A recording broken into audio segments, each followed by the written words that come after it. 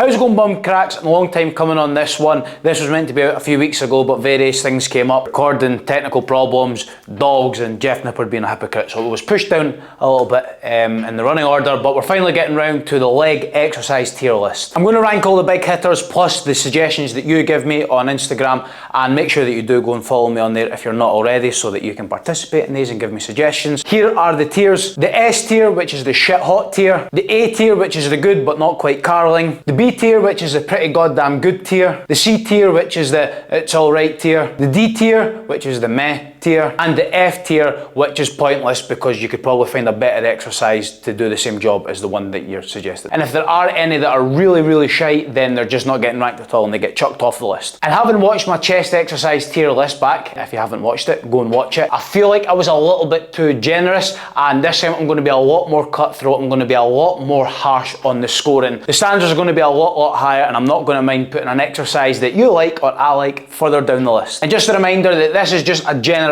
of exercises that are good for making you bigger and stronger, and then obviously the different types of exercises, like if it's an isolation exercise, it will be ranked as an isolation exercise rather than like a main exercise. And the defining factor is going to be the effectiveness of developing your leg size and strength. So even if it's a brilliant exercise, I'm going to be primarily looking at how does it target your legs? Maybe a wee bit foreshadowing in that comment. So we're getting into it with the main ones that we can just rattle through pretty quickly. Number one, back squats, without any shadow of a doubt, S tier. You will get dorks that say, oh no, it doesn't target your legs because it works your lower back, and if you do low bar, then it doesn't work your quads, and high bar doesn't work your glutes and hamstrings enough, and just all this absolute pish. Back squats are the king of all leg exercises. You're going to be using a heavy amount of weight. You're going to have to work like an absolute motherfucker and train hard to push through it and do them properly. You can go on about the bar position and about how it maybe makes certain muscles not targeted and ineffective, but I actually look at that as a positive, and you have actually got a little bit of room there to play about with your position so that you can find a way to squat that suits you best and target the things you want to target,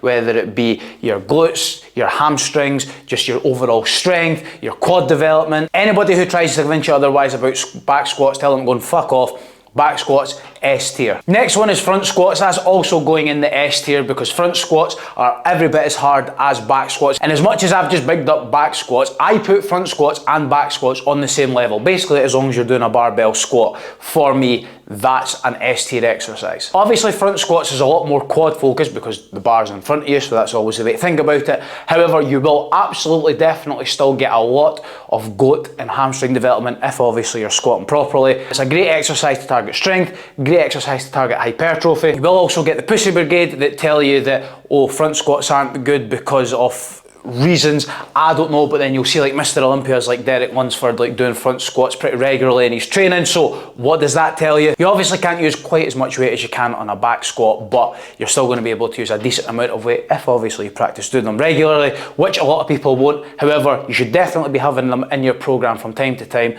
and front squats, absolute S tier. Next one is leg extensions. Now this is a funny one because I actually used to really hate leg extensions. I used to be one of those guys that I just used to like buckle my knees. In recent years, when I have kind of put them in the program, and especially during a period where it was pretty much all I could do when I was in sort of rehab after my stem cell surgery on my back, I kind of learned to love them, and I do use them pretty regularly in clients program, and especially those that are more kind of muscle building focus. Obviously it is an isolation exercise, so it is limited into what sort of program it can be in and how you can use it in a program. However, still a decent enough leg exercise, and it's going to go in the C tier. It's all right, and that might be pretty controversial, but again, I think as an isolation exercise, yeah, it's maybe one of the better ones. It's pretty easy to do, but again, it just can't really go any further than that. Now, if that wasn't controversial enough, the next one is going to be even more controversial potentially, and that is deadlifts. Now, to me, deadlifts is the best exercise you can do in the gym, and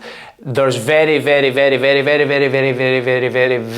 reasons that I wouldn't put deadlifts in someone's program, including my own. They're just great for just making you a big, strong, bad motherfucker. However, For the purposes of this list and adhering to the rules that I did set, this is obviously how it targets your legs. Now obviously when you do work deadlifts, you do use a lot of glutes and hamstrings, but it is all your posterior, so we're not just talking about strictly your legs and hamstrings, it's a lot of your back as well. And depending on sort of how you deadlift and your levers and your mechanics, you might find deadlifts being a lot more back focused than leg focused. So although technically they are classed as a main lower body movement, I can't quite say they're the best at absolutely targeting your legs. Like if you said to me an exercise to purely get your legs stronger, deadlifts would be near the top of the list, but I can't put them quite at the top of the list. So for that reason, they go in the good but not quite curling. However, a form of deadlifts that can definitely go in the shit hot tier is RDLs, Romanian deadlifts. RDLs is obviously very similar to a deadlift, however, you are eliminating a lot of your back working and you are just purely hinging through your hips, which means you're going to be using vastly predominantly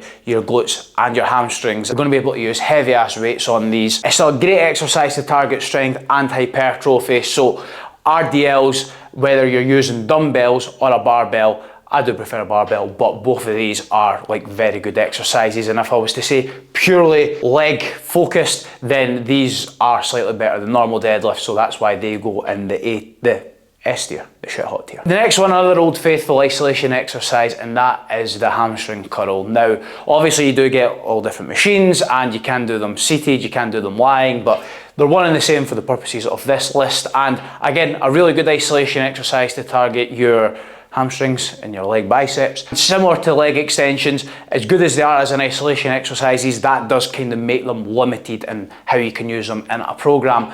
And again, I wouldn't be like hammering leg curls to try and like get strong. If I was trying to get strong, I would be doing stuff like deadlifts and RDLs. So it is obviously an accessory exercise, a more kind of hypertrophy focused exercise. So for that reason, that slots in beside leg extension in the C tier, the it's alright tier. Next up is hip thrusts. Now this is obviously a funny one because obviously for a number of years there was a stigma attached to hip thrusts because of all the early incarnations of the Instagram fit chicks abusing them, and obviously we're kind of past that point now and they are a lot more widely accepted for the guys to do as well as the girls. There's a lot of benefits to doing hip thrusts, like you can like load up a huge amount of weight on them. You can do different sort of variations of them and different setups to make it quite suitable for you.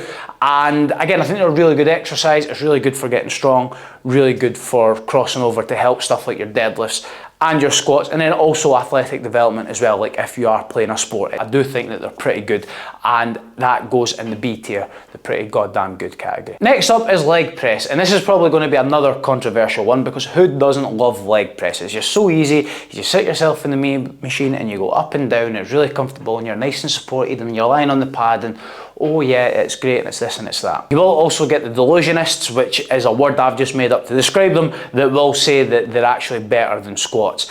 And don't even get me started on that. I don't want to trigger myself too much. Unfortunately, most people just butcher leg press and most people don't do leg press right. And that's a combination of the way that they do them, their range of motion, pushing their hands on their knees, and it just basically turns it into like a non-exercise. A lot of the machines are absolutely garbage, and specifically for you to actually get a beneficial leg press workout, you need to have a good leg press machine that actually just fits your mechanics. And I don't even blame people a lot of the time for actually doing leg press really poor. It's just purely because of being in that fixed position when you're lying on the pad. And obviously you can't move your hips, you can't move your body, so you are literally having to conform to the angle and the line of the actual machine. I very rarely, if ever, put leg press in clients' programs. It's only for a specific reason, and for that reason that I've just mentioned, I think there's so many other exercises that you can do instead of leg press. The only thing it's got is it's pretty convenient, and that's why it's going in the pointless category, the F tier. Hack squats, however, is a much more beneficial leg machine that you can use rather than leg press to get in your squatting pattern. You're going to be able to find your position a lot better on hack squats, which means you're going to get a much better range of motion, and I just think it's overall a better movement, and obviously you do have that stability from using the machine rather than a free weights, and you can pile up a decent amount of weight on it as well. And obviously it is a more kind of bodybuilding, muscle growing centric exercise and not really too applicable to strength training, but I think for it being, you know, a targeted hypertrophy exercise, I'm more than happy to put this in the A tier. I might be being a wee bit too generous with that one, but I do think if you get like a proper good machine, then you know it is like a really good exercise. Obviously some machines maybe aren't the best, which I suppose could bring the average down a wee bit, and because you know you are limited to just doing it as a hypertrophy exercise, I suppose. But we'll be generous today and we'll put it in the A tier. The next one's a modern favourite of mine, and not many people are going to be able to relate to this purely because not many gyms have these machines, and I can guarantee you if every gym had one of these, then the general consensus would be that these blow hack squats and leg press out of the water, and that is the belt squat. I'm fortunate enough that my gym does have a belt squat, and although it is a machine, it's one of these weird exercises where it's kind of like, it's not really a machine, like you are kind of like tied in obviously, and because it's only just like a belt, there's so much freedom through the movement that you can pretty much set up to squat in any way you want, and you can manipulate it and find your perfect position, target the muscles the way you want. Because it's not like a fixed machine, you can use it as like a strength exercise and pile up weight on it, but because you are semi-fixed, then you also have an increased stability element, which makes it a suitable hypertrophy exercise, and again, pile the weight on and being able to keep in a nice line and keep everything tight. I'm probably just kind of rambling here and contradicting myself back and forward, but it genuinely is the definition of like a half and half exercise, and because of that, it's absolutely brilliant. I love doing these. They're a solid exercise.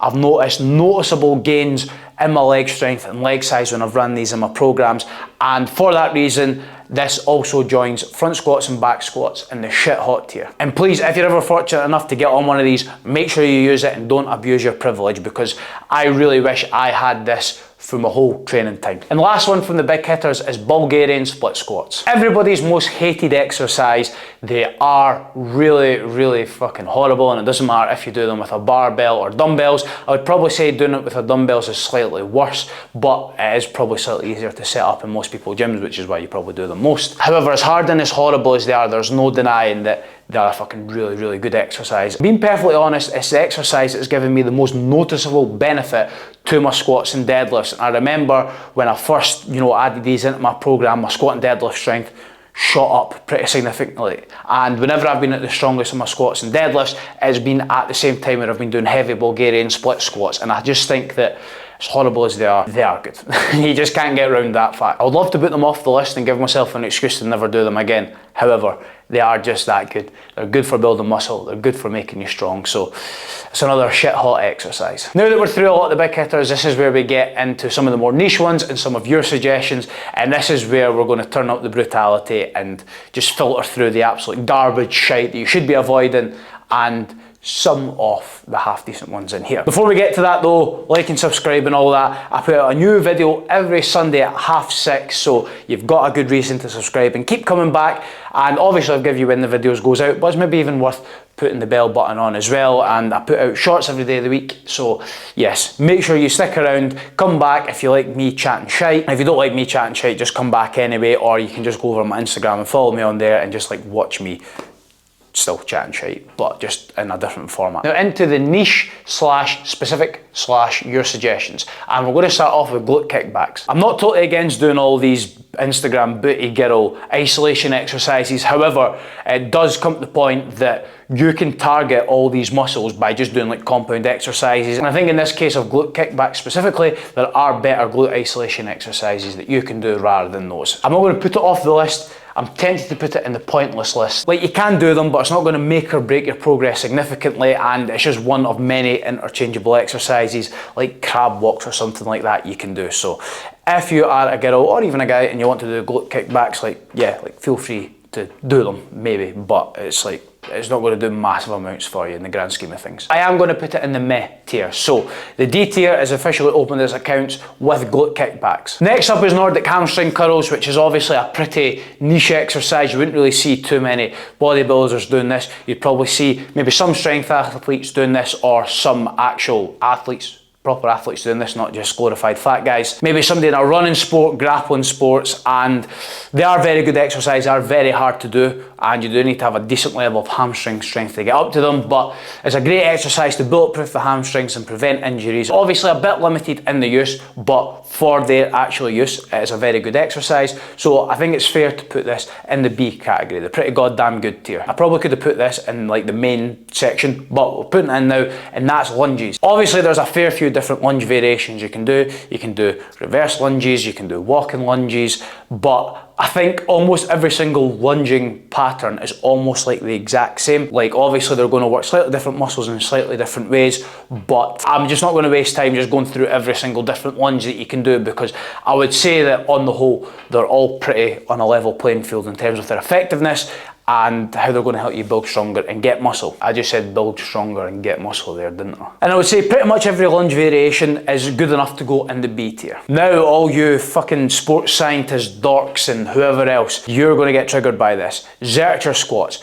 Get them fucking off the list. Now see, just to describe how pointless Zercher squats are, I'm going to ask you a question. Did Mr. Zercher, who created Zercher squats, do them because he found a fundamental better way and more beneficial way to do squats? Or did he do them because he didn't have a squat rack and it was the only way he could actually do some form of a squat? When you work out the answer to that question, you'll realise that it's just not a better variation of any sort of squat. One of the last squatting movements, the V squat, and I'm not mad keen on this, it's one of those exercises that, again, if you get a good machine and it fits you, then it might work, but I think, you know, it pales in comparison to obviously a barbell squat or a hack squat or a belt squat. So there is obviously only so much time you've got in the gym to do squats and squatting patterns, so on that basis, I think you've probably got another several few that you can do rather than this. So this is another one that's going in the pointless category. Another two exercises that are grouped in together, and that's the abductor and adductor machines, and obviously they are very, very specific muscles that you're working, and obviously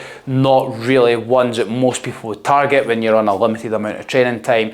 And obviously it is good to work them from time to time, and you might have a specific reason why you need to work yours. And again, I can't say that it's a bad exercise. However, if we're talking about trying to be efficient with your time in the gym and prioritising what's the best exercise and what's the worst, I can't really put this high up the list. So we'll put this in the meh category. Last squat movement is goblet squats, and I think these are a decent enough exercise. However, it is almost like a kind of entry level way to squat and doing front squats, and you are going to be pretty limited in how much weight you can hold before you just like break your wrist. So I think for beginners and getting into the gym, and maybe for girls or younger guys, later guys who can't quite use a lot of weight yet, I think it's a definitely good exercise to do, and you can make them harder with heels up and all that type of thing. However, I think when you're at a decent level of training, you're just better off doing front squats because you can use a lot more weight, and you should be strong enough that you actually need like a heavy barbell rather than just like a 30-40 kilo dumbbell. So goblet squats goes into the C tier. It's alright for the purpose that it serves. Now the last couple are really niche exercises that I wouldn't have normally included in this, but because they were suggested, I don't want to leave anybody hanging. Plyometrics, obviously that is almost kind of an island to its own when it comes to strength training, and that's all about increasing your power and your agility. It's a must do for every single athlete, and I suppose I'm trying to work out how to rank this, because I'm trying to tell you that they're important, and I'm going to finish doing this, start training, and the first thing I'll be doing is plyometrics. But again, it's just one of those ones where for most people you're not going to do them. So you know what, I'm not going to rank this, but it's not because they're shite, it's because I just don't really know how to rank it. But if you are an athlete doing pretty much any sport, you should be doing plyometrics. So hopefully that kind of answers that question. And the last one was like a box or pin squat, or basically anything with a shorter range of motion. And again, if you're trying to grow muscle, almost next to pointless. If you're trying to get stronger, definitely an argument to do this, and I've gone through periods where I use like heavy box squats to like get more weight on the bar, and obviously just, you know, get used to handling heavy loads. It can be useful for developing power as well, and again, it's a bit more useful when you're trying to get athletic crossover to go and, you know, be better at your sport. So again, it's one of those really niche ones where you would have to like make it fit within context, if that makes sense. So I'm not going to rank it, but fucking hell, I think it's been that long since I actually put this question box up, I forgot who asked it. I think it was Frankie. Hopefully that answers your question. That's me done. I feel like I was probably too generous again. I'm going to watch this and be like, fuck, I need to make it more brutal next time. But anyway, going to go and train. Catch you later.